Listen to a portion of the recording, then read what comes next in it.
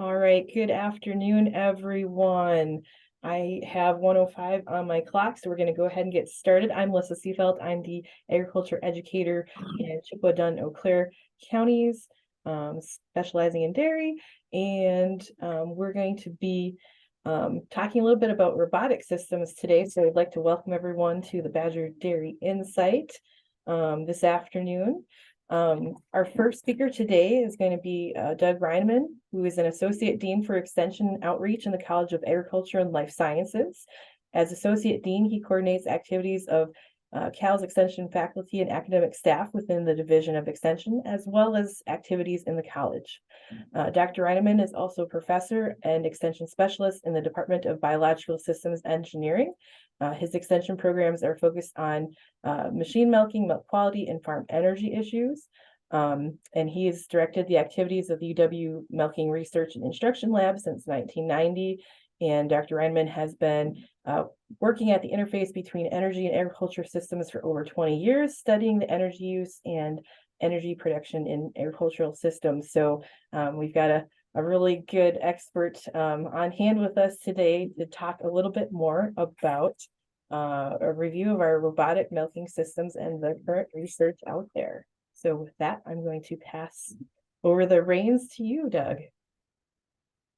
Well, good day, everyone. It's a pleasure to be here today. And I did a short course at the NMC meeting in January, in which I did a review of milking machine literature. That was a 3-hour proposition. So today I've kind of carved out the part of that on robotic milking systems, and just to sort of give you an idea of, from a research perspective, what are the interesting questions that people are addressing around the world, and what are some of the answers to those questions. So, and this review covers the last 10 years. So, roughly 2012 to the present. And if you think about robotic milking, robots have been on the ground in the US for about 20 years, a little over 20 years. So this is like the second 10 years of robotic milking in the US. And these are the kind of, if you look at sort of keywords, these are the kind of keywords that pop up. Pretty much all of the research is on box style systems. The rotary robotic systems are very new on the market. We do have several on the ground in the US, but we really haven't seen anything come out in the research literature on that style of robotic milking.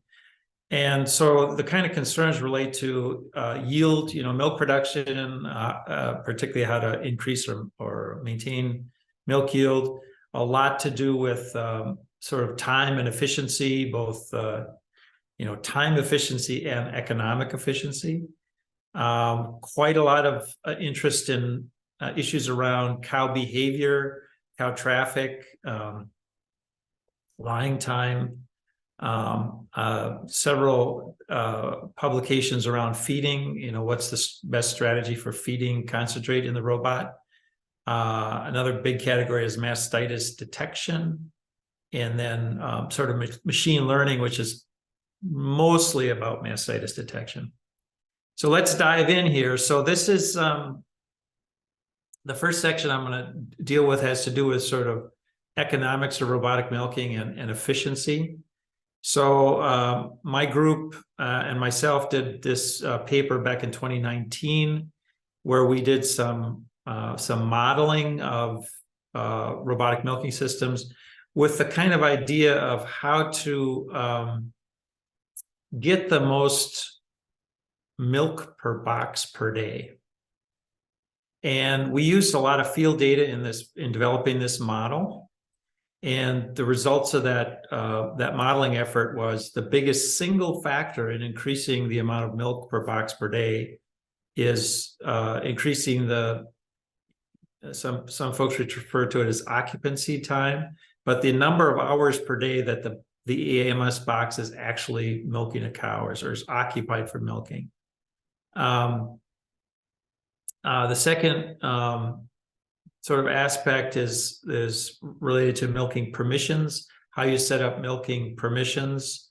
And in this case, particularly the milk yield permissions. So milking permissions typically are a combination of time and projected milk in the udder. So the milk yield permission is a important factor in determining the milk per box per day. And then there's some sort of things that you can make the actual milking process a little bit faster, like in any milking situation, some quarters milk out faster than others. So, there's no particular advantage in milking a fast quarter faster, but there is quite a time savings by milking the slowest quarter a little faster. And then the aspects of the machine itself, the amount of time it takes to prep the udder and attach. So those are actually in priority order. So reducing prep time and attach time, that's actually a pretty minor contributor. So there's, some other folks have looked at this. This Lions is a group out of Australia. And they just did a sort of a field study of AMS systems in Australia. And they came up with this sort of number of close enough to 1,300 kilograms per robot per day. And they said that there was opportunities to increase that by 60%. So quite a lot of opportunity to increase that. And then another study, Andre, same sort of conclusions, that occupancy rate, getting the occupancy rate up and getting basically more cows per robot would increase milk revenues. So this is in euros. So the kind of typical operation, is around 500 euros per day. And by increasing the number of cows per robot and optimizing the milking intervals, increase that milk revenue per robot up to 673 euros per day. So really sort of consistent results from a number of groups. These are a little bit more recent studies, kind of the same the current average. This study, this is pasture-based dairy farms, and using robots with a kind of a current average of about 54 cows per robot.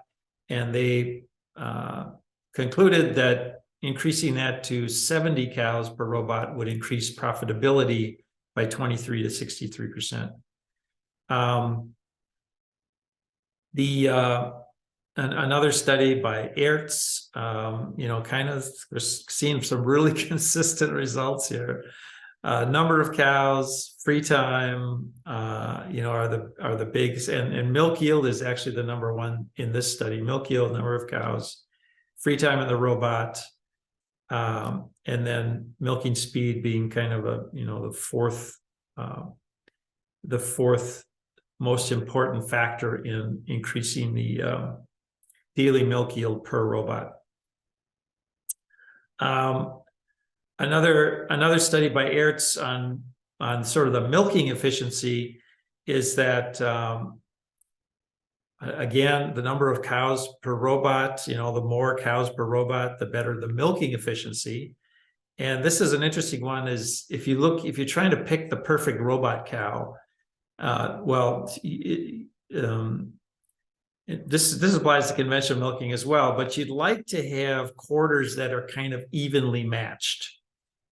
So in this study, they actually quantified that cows that have evenly matched quarters, that means they have about the same amount of milk in each quarter, had the highest milking efficiency. And that makes sense just because, you're not kind of waiting for that, that one high yielding quarter. If you got one low yielding quarter, milks out very quickly and you're kind of waiting for the high yielding quarter. The whole process is just more efficient if you've got cows that have, similar amount of milk in their quarters. And then this last one here in the efficiency study is that this is a review study by Jacobs. They identified the potential to decrease labor by 18% and improve cow welfare. And they noted that many producers are not fully realizing these benefits. Another interesting result of this study is that, sometimes when you read through the literature, you'll see some contradictory findings, which we'll see as we go through this literature review. And their conclusion was that really the on-farm management was really much more important than the type of the milking machine or the features of the AMS itself. So just to kind of take all of that and kind of like put it together into sort of take home kind of message. If you look at the cost of milk production, feed costs, no surprise here, feed costs, these are USDA statistics for large US dairy herds. Feed cost is 52% of the cost of production. Capital recovery is the next biggest factor, which is about 20%.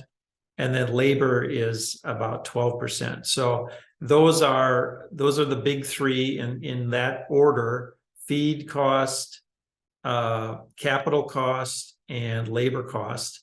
And if you look at Wisconsin numbers are very similar, except our feed cost is a little bit lower percentage of the cost of production, which is why we're the dairy state. So just in order, these are conventional milking facilities in the U.S. So my point of reference is these sort of conventional large U.S. dairy herds.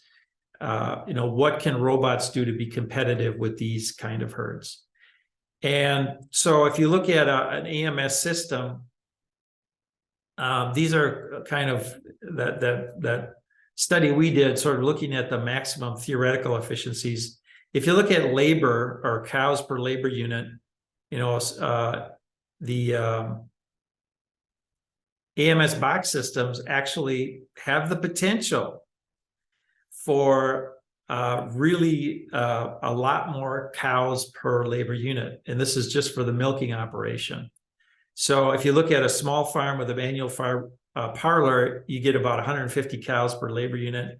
And the competition to beat here is actually a large farm with a rotary parlor that's in the middle there. That's 250 cows per labor unit.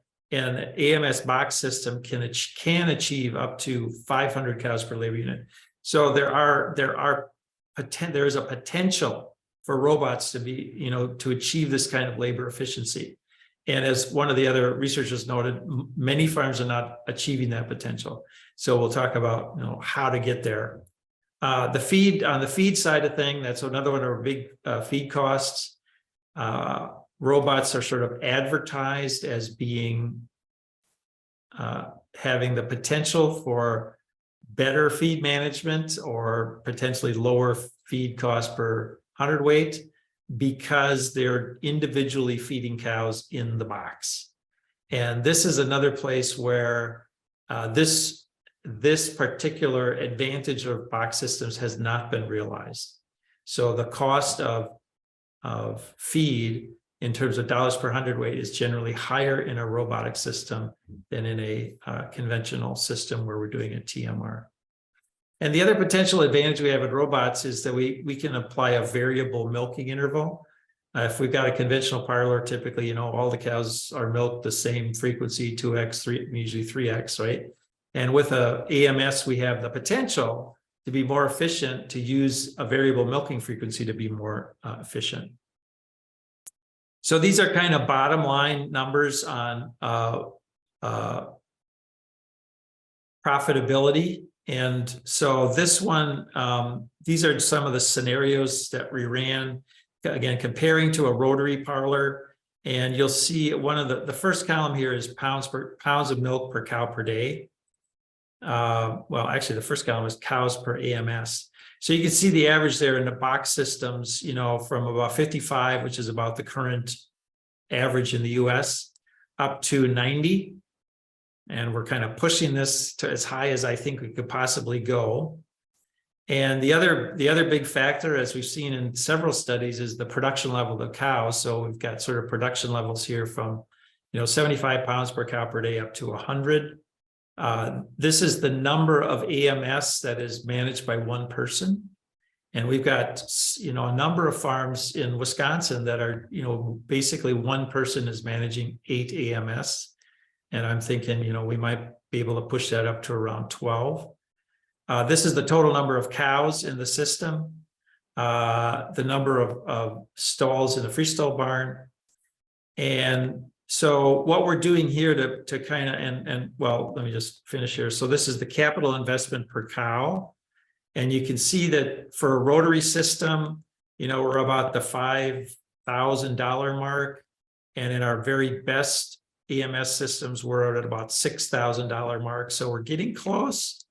And in terms of capital recovery, this is, you know, balancing the basically milk per box per day against the cost of the robot. The current, like the capital cost of robots right now in Wisconsin is the about 36% of the cost of production is because of the capital cost of the robot. And you compare that down with rotary parlors, which is, you know, in the 20% range. So right now, the robotic systems are not as economically competitive.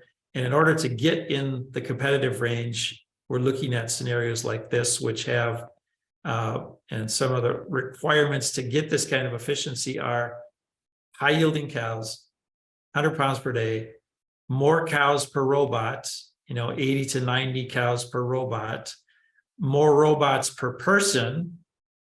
And then there's some overstocking going on here in a freestall barn.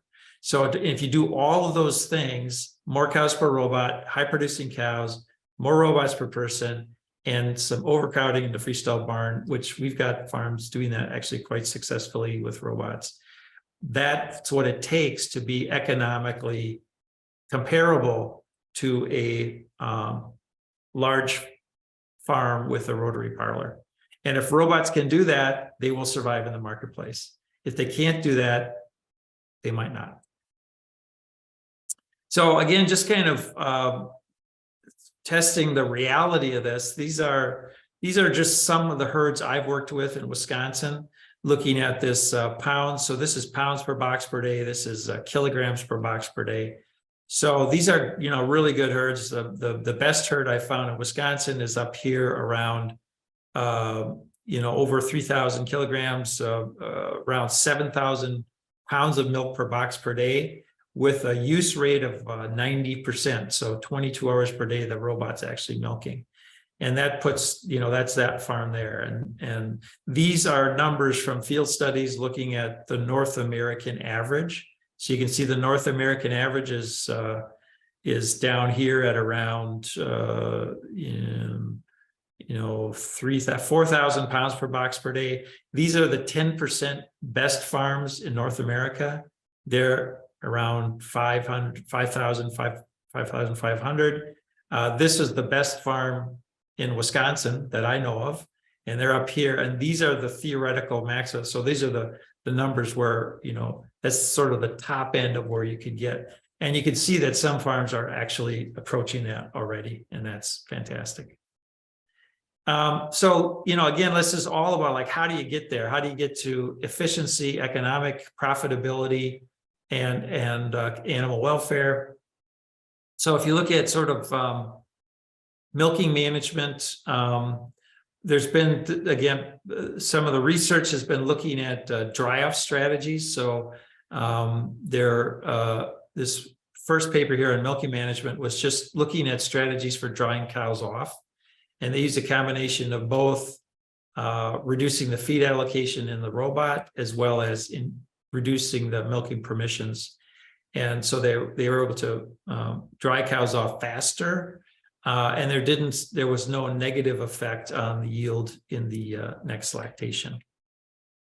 You'll see a number of studies on pasture-based robots, and this one here is, is what we see is that in a pasture-based system, you have lower milking frequency. So those kind of numbers we were looking at before, to be competitive with rotary parlors, it's really, really hard to do that in a pasture-based system, just because the cow traffic is so much more difficult to manage. So pasture-based systems have kind of a deficit in terms of that cows per, in terms of milking frequency, really. Another thing that we've known for a long time is that increased milking frequency in early lactation increases peak milk yield. And this was, confirmed in the study on robotic milking system. No surprise there. A little more interesting result is that keeping that milking frequency higher across the whole lactation improved persistency in multiparous cows, L2 plus L2 or greater cows, but it did not improve persistency in L1 cows. We're going to talk about this a little bit later in terms of setting up groups and managing different groups. So one of the things that's starting to emerge here is that first lactation cows are different and they behave differently in robots and they need to be managed in a little different way. This is a study that, again, came out of my group looking at this question of milking frequency. And we specifically looked at, this was a controlled study that we did, and we increased milking or reduced milking interval or increased milking frequency in mid-lactation, and we did not see an increase in milk yield. And we think that's just because we were kind of in mid to late lactation. So milking frequency is really important in early lactation, not so important in late lactation. Maybe a little bit more important with multiparous cows, but not nearly as important as the milking frequency in early lactation. So one of the strategies to achieve this high level of efficiency in robotic milking systems is to milk full udders. So basically you wait until a cow has enough milk in her udder to milk her. So the decision process in a robotic milking system is not so much on which cows you're going to milk, it's really on which cows you're not going to milk. So you're going to turn cows away if they don't have sufficient milk in their udder, and that's predicted from their milk production rate and as well as the time since their last milking. So, in early lactation, this is a lactation curve, and we know what those look like, but in early lactation, particularly about less than 40 to 50 days in milk, there are advantages in pushing the milking frequency up, clear advantage going from 2 to 3x, clear advantage going from 3x to 4x. There's a little advantage going to 5x, and going to 6x really doesn't get you that much. So, getting something like 4 milkings per day on those cows that are under 50 days of milk is really important to help them hit their maximum peak production. And then after that, once they hit peak, then you're switching over to the strategy of waiting till their udders are full to milk those cows. And what that means is these cows at peak are going to be still milking, sort of 4 times a day. And these cows that are late lactation are going to go down to, like maybe even 1.5 milkings per day. And that's what you need to do to keep the robot busy milking the most productive cows.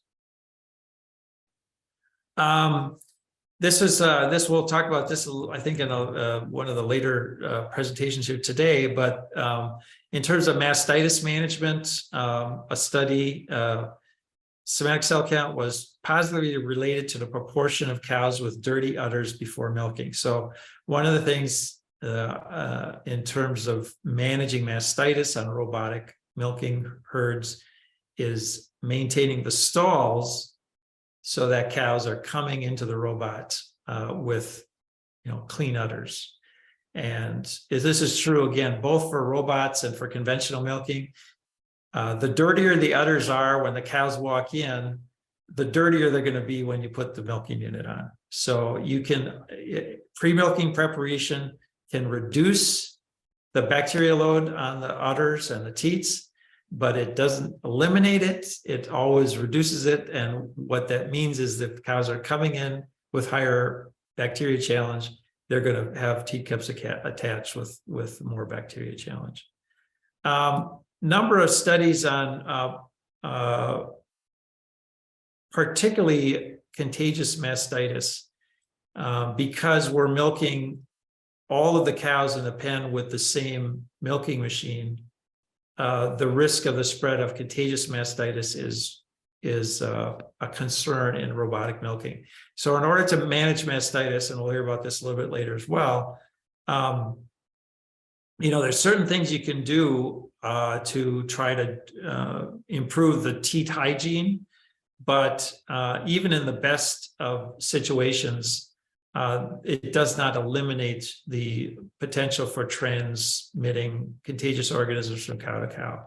So the best strategy is to monitor closely for contagious mastitis, and if you find it in a group, you need to take action and cull cows or do something to manage either cull cows, or there's actually ways with the robot that you can increase the cleaning intensity of the teat cup if you're milking a cow that you've identified to be infected with a contagious organism. This was another one out of our group, the last study here on this. We were interested in this question about whether cows that are fast milking have high peak flow rates are more susceptible to clinical mastitis, and what we found is that they were not. So this is a kind of a result that's been somewhat contradictory in the literature, but this was a really well-designed study with a lot of power, a lot of statistical power, and a lot of cases of mastitis. And in this study, we did not find any association between fast milking cows and higher mastitis risk.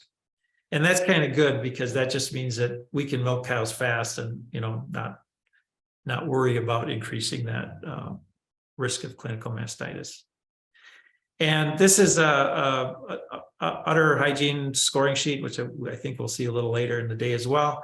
But this is just a really valuable tool, and what it's really doing is it's scoring the effectiveness of your stall maintenance. And this is a scoring system that has been validated to show that these scores, and it's scoring the back of the udder on the degree of coverage of dirt or manure. That degree of coverage score 1 to 4, 4 being more than 30% of the surface area. There's a increased mastitis risk for cows that score 3 and 4 compared to cows that score 1 and 2. Really useful tool for robotic milking managers. And again, what you're managing here is primarily what's happening out in the freestall barn. So for mastitis detection,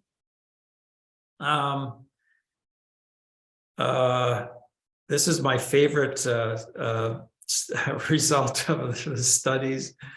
Using kind of the current mastitis detection methods, I would say that robotic milking machines are using, some herds will continue to have difficulties detecting clinical mastitis, whereas others will perform well. So this just sort of underscores that as there are some farms that have learned to work with the tools that they have, the mastitis detection tools that they have, and are working, they're achieving really good results with that in terms of finding infected cows and as part of their mastitis detection program. One of the issues, just sort of jumping down to that third study, one of the challenges that it looks to me like the robotic detection systems are actually better than people already. So you get a lot of alerts, and this study from Steenveld says that, when you get an alert, it's very likely that that cow does have an infection. But, if you know how mastitis develops in cows, if the cow's immune system kicks in, most cows with infections will clear the infections, they're self-cures. And some of those cows will develop clinicals. So what we have is the robotic detection system saying, mastitis. And by the time you get out there to look at the cow, you don't see it because the cow is already taking care of it. So that's part of the difficulty of these detection algorithms. So the study from Molenhorst says, well, in order to use these things effectively, you need to have kind of short observation windows. You really need to know, look at what's happening with the cow today And then the other one down at the bottom is, there's been a lot of sort of speculation that if we start adding more data to these detection systems, they might get better. And this last study kind of says is like, well, we don't think there's a lot to be gained. So my takeaway here is that the detection systems we're using now are about as good as they're going to get, and they're working very well for farmers who know how to work with them. And I think they're better than people because they're actually detecting something that is not visible. That's really not detectable by a person. At the beginning stage of an infection, you don't see anything in the milk or in the udder. It's only when they go clinical that you can start to see visible signs of infection. So jumping into the feeding question, some interesting results. Again, the first one is a pasture-based system. And this is a kind of a trend that I'm seeing in the literature as well, is like high concentrate levels had no impact on milking frequency. And so, there's a kind of an idea out there that what you feed in the robot is really important in terms of attracting cows to the robot. And when you look at the research on that, that does not appear to be the case. The second study, increasing the supply of pellets, did not affect voluntary visits to the AMS. And so I would say don't expect feeding concentrates to be a solution to a behavioral issue about cows visiting the robots enough. There's other things related to the barn design that will influence milking frequency, but feeding in the robot is, I would say it's sort of a minor attractor to the robot.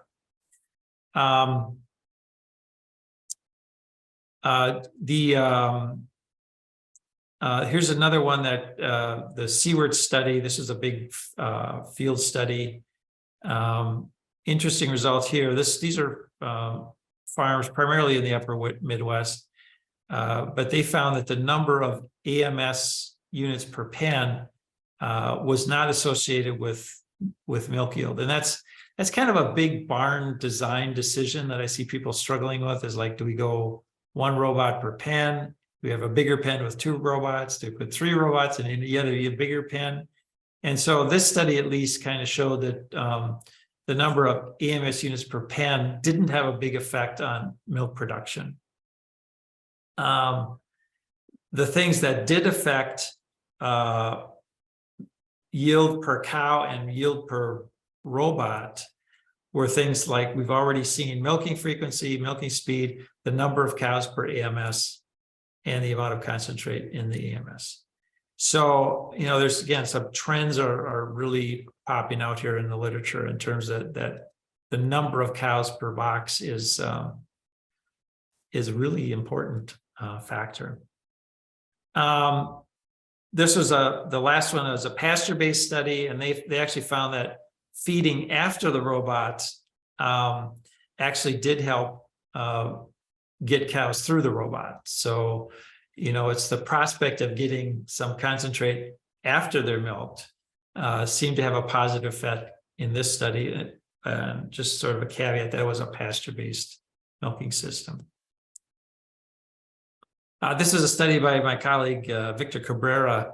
And one of the problems about this feeding in the robot is that if you get a high-producing cow, which presumably you'd want to feed a lot of concentrate, and you're also trying to milk that cow fast because, we want to milk cows fast.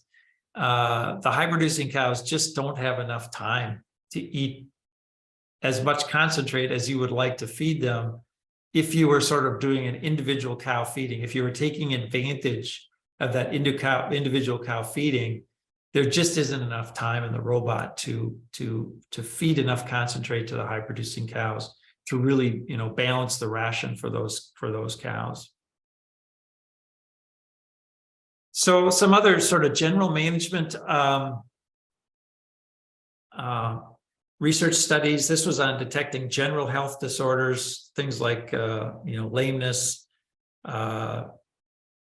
other sort of problems, sort of distinct from mastitis.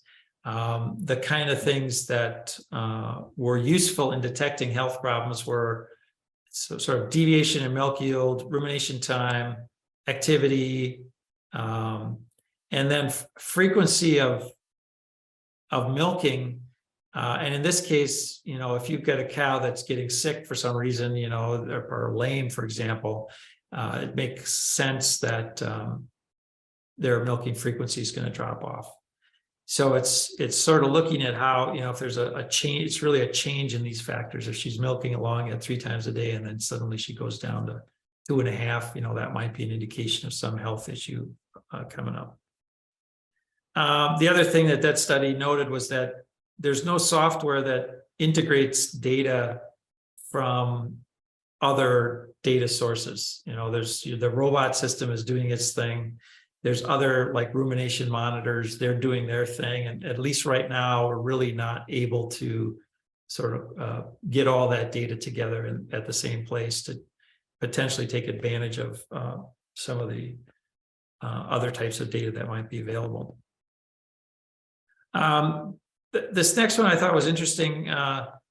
This is sort of a genetics group, and one of the questions that they were interested in, and you hear this a lot, people considering robots, saying that udder conformation is really important in robots. This study kind of suggests that it's not terribly important.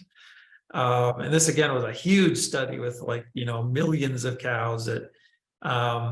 So genetic associations with udder conformation to select for udder morphology is unlikely to have substantial improvements in milking efficiency. And I think the reason for that is the robots have just gotten really good at dealing with sort of, unusually shaped udders or, teat placements that aren't ideal. Here's a couple of studies on traffic types, so free flow versus guided flow. And they both found that there was no difference in the kind of traffic, whether it's free or guided flow. But I want to point out that both of these studies were really based on herds that had a very small number of cows per robot. So the second study, they had 35 cows per robot. And so the way I read this study is that if you got 35 cows per robot, it doesn't particularly matter if you have free flow or guided flow, because you've got a lot of time. You got a lot of free time in the robot. And I think it makes a bigger difference as you get more cows per robot. If you're really trying to get into these higher levels of efficiency, then I think it's likely to make a difference. If you're down at that sort of, 55 cows per robot, it doesn't seem to have a big effect. So, I've been working with a number of herds that do use guided flow. And one of the reasons that I like guided flow is it provides an enormous amount of information. So a cow will make the circuit from resting to feeding back to resting. A healthy cow will make that circuit about 10 times a day. And if you've got guided flow, you have a data point 10 times a day on how that cow is moving around the barn. If you have free flow, you only get that data point if the cow actually goes into the robot. And the milking frequencies, on average about 3 times a day. So you just get much less behavioral data in a free flow system than you get with a guided flow system. So having that sort gate, between the resting and the feeding area can be it's kind of the place you'd want it if you're trying to, for example, detect lame cows or other health issues. The other thing about kind of knowing how cows are moving is you can make a much better decision about whether or not to milk that cow. So the cow comes up to the sort gate and it's like, okay, she doesn't have quite enough milk in her udder for permission, but I know she's going to be back in 2 hours because I know that's her pattern, right? you're able to make a much more informed decision about milking permissions. And that's kind of what you need to get up into those high levels of productivity. Some other aspects of behavioral management, and this is coming up a lot in the literature, grouping strategies. So, behavioral issues are really important when you've got voluntary cow movement. And so there's a lot of thinking going on about how to group cows in a robot barn. Social associations seem to have benefits, primarily in the second study for younger cows. And then this, the Jacobs study, the third one there, this is really kind of a function of a free flow system. They were looking at something they call backup events. So if you've got cows that are like either on the going into the cat robot end or coming out of the cow end, if you've got cows that back up, it creates a traffic jam. So they were just sort of looking at the kind of things that influence those backup events. And you can, it relates to whether a cow was near the exit gates or just simply in the holding area. There's been a few studies on training cows to use the robot. This one's out of New Zealand. It's a pasture-based system. They didn't see that training cows actually had a big advantage in terms of getting cows to learn the system. They seemed to learn it, equally well, whether or not they were trained prior to milking or not. This is a little study that we did, a study with Victor Cabrera and the Dairy Brain Group. And we got really interested in this kind of this social dynamic and also related to this question of creating groups in a barn. And so, sort of the prevailing wisdom is that you don't want to move cows between groups too often because there are some negative aspects. There's some negative consequences of cows being moved from one group to another. They have to re-socialize, and there's concerns about particularly milk production loss when we move cows. So we got really curious to say, well, what happens when cows have a friend? And what you see on the left there is the daily milk production. And on the right-hand side, that really tight little box over there are cows that have a friend. We call it, the official term is social affinity. So those cows on the right had a cow that they traveled with, and they were traveling with that cow around the barn. They came to be milked at the same time. They went to feed at the same time. So those are the cows with the social affinity. And then the cows on the left are cows that lost their friend. And this was usually because that cow was moved out of that pen to someplace else, or maybe end of lactation. But when cows lose their friend, you can see there was a tiny little drop in milk production. It wasn't huge, but the variability, the daily variability in milk production increased enormously.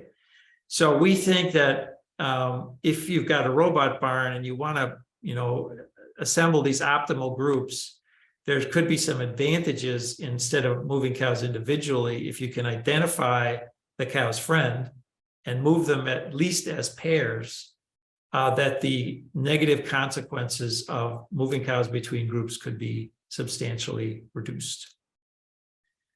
And so, just in terms of barn design, from what we know about how to group cows, we've seen several studies that have indicated that first lactation cows, behave differently, and we might want to manage them differently from a milking perspective than second or greater lactation cows. And what you find, not surprisingly, is that I would say most AMS farms will have dedicated pens for their first lactation cows. but you kind of need a certain amount of size of farm to be able to do that. So it tends to be the larger farms. And, we kind of talked about how early lactations cows are very different. So in that early lactation phase, it's all about milking frequency. So if you're, under 50 days in milk, what we're trying to do, our milking management strategy is 4 times a day. And, some farms do that by milking those cows in a milking parlor and then bringing them into the robot barn, after 50 days of milk. But another way to do it would be to have a dedicated pen for early lactation cows. And, again, it takes a certain size of farm to be able to do that. But when you put this all together, it's pretty clear to me that you don't want, the optimal robot barn doesn't have the same number of robots per pen for all the pens. I think there's good reason why you might want to consider having some pens that have 1 robot per pen, maybe a couple of those. And then you probably want, some pens that have maybe 2 robots per pen. I don't know that there's a great advantage in going to 3 robots per pen, but I think there's some really clear advantages in having, some pens with 1 robot and some pens with 2 robots per pen. So this is something where, we're interested in, and I know a lot of producers out there are trying a lot of different things, and so we're still kind of feeling our way around what's the optimal design for a robot barn. So that's the end of my presentation. I don't know if there's any questions, if we want to take those now, otherwise we can move on to the other presenters. Hi, Doug. We just had one question. I think it was referring to some of the earlier slides that you had, just talking about the number of stalls and robots for efficiency. And you're talking about, it was the table that was talking about the overcrowding, increased efficiency in larger herds compared to the smaller herds. Was that kind of comparing apples to apples? Somebody was just curious about the number of stalls for the herds and kind of what was being compared there. So you see, so the ones that have the S, so basically those bottom 2 lines are the high efficiency scenarios. And so what I'm kind of doing is really pushing all the limits in those scenarios. And so the only scenarios that do have overstocking are the last 2, the 80 and 90 cows per box. And, I was just on a farm a couple of weeks ago that was overstocking by 20%, a robot barn. It was actually 1 robot per pen.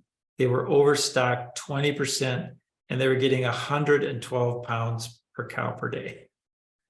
And I was just really blown away because, the concern about overstocking mainly has to do with, are they going to have access to feed, and is their dry matter intake going to drop?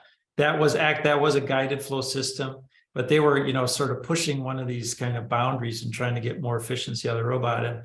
And I was, so I have at least one data point that overstocking by 20% can work.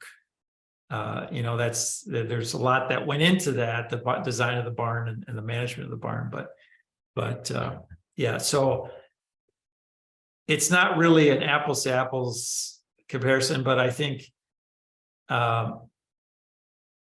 one thing I'll say is that if you're going to build a robot barn, put in more stalls, because you're just going to get better and better at managing it, and you're going to want to put more and more cows in, and you don't want limiting the number of stalls to limit the efficiency of your system. And I think we can get to 80, probably 90, but at least we can get to 80 cows per robot. And so you kind of work that out, what the overstocking, what sort of the minimum number of cows you need, stalls you would need to support, say, 90 cows with 20% overstocking. I don't know what that number is exactly, but it's more than most people are putting in their barns today. Okay. And maybe as kind of a follow-up, have you looked at data, if it exists, of farms that are operating, say both a robot and a parlor? So for like fresh cows, treated cows, etc., that are pulled off the robots to increase efficiency. Is there any data out there on that? Yeah, there's a number of farms that I know of that have, and I would say the typical scenario is you got a milking parlor and milking like 1,500 cows, and the next step in the expansion is actually to put in a robotic milking facility for another 1,500 cows. And so that's I think a really smart way to get into robots. You do have to maintain two systems, but it allows you to kind of learn how to manage the robots, and also to kind of cherry pick the best cows to go into the robots. So the robots are like the high investment facilities. You want to make sure you're getting the most out of those as possible. And so having that combination, the robotic side of those systems tend to be working really, really well, partly because they are able to kind of, put the cows in there that work the best in that system. And then the big question is the next step, go all robots or keep the parlor? And, those are, there's a lot of people sort of scratching their heads like, what are we going to do next? And we'll see where they go. Fair enough. All right. Well, I think that concludes the questions that we had in the chat. We do want to remind everybody that our next Badger Dairy Insight is going to be March 21st. And that is going to be our Simulating Cow Conversations, providing an enriching environment for your herd. So you can get registered for that. I think that will conclude our Badger Dairy Insight today.